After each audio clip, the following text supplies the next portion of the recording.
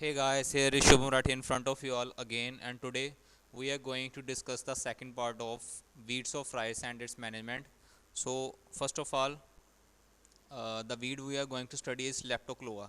So, leptocloa को आप जो अपने लोकल लैंग्वेज है उसको उसमें आप आई थिंक चीनी घास आपका जो जितना भी पंजाबी लैंग्वेज में इसको हम बोलते हैं चीनी का बोलते हैं और इसका जो साइंटिफिक नेम है वो है Leptochloa chinensis and it is also use for feed for animals. इसको ये फॉडर क्रॉप में भी आ जाता है, ठीक है। और स्क्रीन पर आप देख सकते हो इसकी स्ट्रक्चर, ठीक है। तो इसमें लिखा हुआ हेयर लाइक स्ट्रक्चर, इसकी जो स्ट्रक्चर होती है थोड़ी कुछ कुछ हेयर लाइक होती है, ठीक है। और Leptochloa chinensis is serious weed of rice, और ये जो है वो एक सीरियस वीड है राइस का, ठीक है। सबसे पहले जो हमने पढ़ा था वो स्वांग पढ़ा था। तो स्वांग में हम लिखते हैं कि स्वांग की जो होती है वो क्या होती है, number one weed of rice, जो कि पंजाब में हम इसको नंबर वन बोलते हैं। इंडिया का मेरे को इसका पता नहीं है, बट पंजाब में इसको number one weed of rice बोला जाता है, ठीक है जी। तो लेप्टोक्लो आपका जो है वो सेकंड वीड है राइस का। आप इसको अच्छे से लर्न कर लो। सॉरी जी, इसको अच्छे से लर्न कर लो, और ये दो तीन इसकी जो लाइंस है वही सफिशेंट है आपको एग्ज़ाम में लिखने के लिए। ज़्यादा आपको इसको पढ़ने की ज़रूरत नहीं है, ठीक है। नेक्स्ट बात करें हम इसकी मैनेजमेंट की। तो कल्चरल कंट्रोल में हम इसकी मैनेजमेंट करेंगे rotavating and puddling of rice fields during land preparation. Hand weeding can be effective during the early growth stages of weed. अगर जो वीड है वो अपनी अर्ली स्टेज में है, ठीक है, या फिर ग्रोइंग स्टेज में हम जिसको बोल सकते हैं वो उसमें है, तो आप उसकी आप मैनुअली भी उसको रिमूव कर सकते हो with the help of your hands, और या फिर आप रोटावेटर या फिर पडलिंग करके बिफोर लैंड प्रेपरेशन इसको जो है आप ख़त्म कर सकते हो, ठीक है। और केमिकल कंट्रोल में आपके कुछ केमिकल्स आते हैं, ठीक है, जैसे क्यूनक्रोलैक है, प्रोपानिल है, पेंडिमेथिलीन है, फेनोक्सेप्रोप है, और प्रेटिक्लोर और बेंथिकाब, ठीक है। तो आप ये सारी पिक्चर्स देख सकते हो। कब डालनी है मेडिसिन ये वाली, सारे सभी का एक ही जो है डालने का प्रोसीजर वो है 20 से 25 दिन आफ्टर सोइंग, ठीक है। और कैसे इसको करना है, इस्तेमाल करना है, वो आपकी दवाई के पीछे लिखा होगा। जैसे कि आप मान लीजिए आप फेनोक्स प्रॉप यूज़ कर रहे हो, ठीक है। तो इसमें आप 150 लीटर जो वाटर है उसके साथ इसको मिक्स करके अपनी पूरी फील्ड में आप डाल सकते हो, ठीक है। और ये अच्छा मेथड है आपका एक इसको लेप्टोक्लोआ को रोकने के लिए।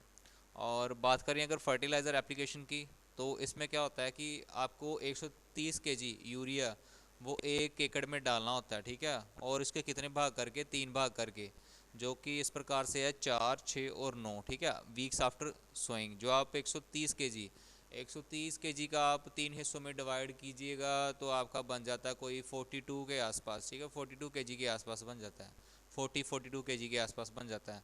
तो आपने जो आपका 130 केजी यूरिया है इसको 3 स्प्लिट्स में बांट के रख लेना है, 42 केजी, 42 केजी एंड 42 केजी।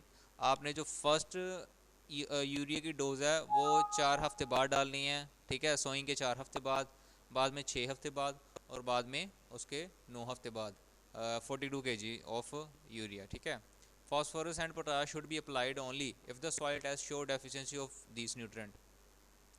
तो देखिए जैसे न्यूट्रेंट एप्लीकेशन से पहले आप अपनी सॉइल की जांच करवाते होंगे। अगर तो सॉइल जांच में आपके फॉस्फोरस और पोटाश की कमी आ रही है, तो तब ही आपको अप्लाई करना है अपना फॉस्फोरस और पोटाश फर्टिलाइज़र, अदरवाइज़ नहीं करना। क्योंकि फॉस्फोरस और पोटाश की अगर आप उसको ज़्यादा मात्रा में डाल रहे हो तो आपकी फसल को नुकसान हो सकता है, ठीक है। तो ये तभी डालना है जब मिट्टी की जांच में वो डेफिशिएंसी शो करेगा, right. Irrigation, if sowing is done in dry field, apply irrigation immediately after sowing and second irrigation at 4 to 5 days after sowing. अगर आपने क्या किया है कि जो आपकी राइस की जो सोइंग है वो आपने ड्राई फील्ड में करी है, तो आपको पानी लगाना पड़ेगा इमिडिएटली आफ्टर सोइंग। आपको सोइंग के तुरंत बाद आपको पानी लगाना पड़ेगा। और जो आपका दूसरी इरिगेशन है, फर्स्ट जो आप इरिगेशन दोगे वो तुरंत दोगे लगाने के बाद, और जो दूसरी इरिगेशन है वो कब दोगे, 4 से 5 दिन बाद आपके सोइंग के, ठीक है। तो ये जो ज़रूरी नहीं है कि आप 4 से 5 दिन बाद दोगे। इसमें क्या देखना होता है आपने बेसिकली कि आपका जो फील्ड है वो सूखा ना रहे, ठीक है, उसमें नमी बरकरार रहनी चाहिए, क्योंकि हम राइस लगा रहे हैं और rice is a water loving crop, ठीक है। If crop is sown after pre sowing irrigation, रोनी apply first irrigation at 5 to 7 days after sowing, ठीक है।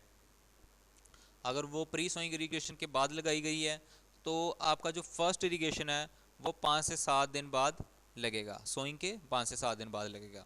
After that apply irrigation at 5 to 10 days interval depending on soil type. तो आप soil की type देखकर, ठीक है, 5 से 10 दिन के बाद आप उसको पानी लगा सकते हो अपनी फील्ड में, राइस की फील्ड में। द इरीगेशन इंटरवल में बी एडजस्टेड विद रेनफॉल। अगर बारिश हो रही है, ठीक है, तो आप इरिगेशन को आगे पीछे कर सकते हो, क्योंकि बारिश के मौसम में तो आप पानी नहीं दोगे, है ना, वो आपका आसमान से ही ले लेगा जितना भी खेत है पानी।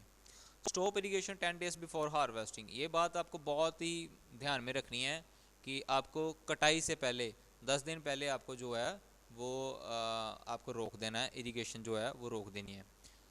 In this way, DSR saves around 10 to 15 irrigation water as compared to puddle transplanted rice। तो अगर आपको बच्चे नहीं पता DSR क्या होता है तो मेरी पुरानी वीडियोस जाकर देखिए, उसमें आपको मैंने अच्छे से समझाया है कि DSR direct seedling rice, direct seeded rice जो होते हैं वो किस प्रकार से हम उसकी खेती करते हैं और ये कितना प्रतिशत आपका पानी जो है वो बचाता है, ठीक है। आप पुरानी वीडियो कृपया जाकर देखिए।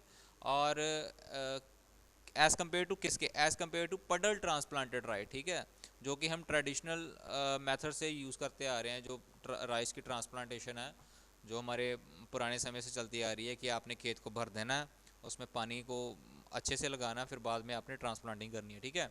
तो ये दो मेथड अगर आपने अच्छे से जाने तो पुरानी वीडियोस को जाकर देखिए। Thank you so much guys for watching this video.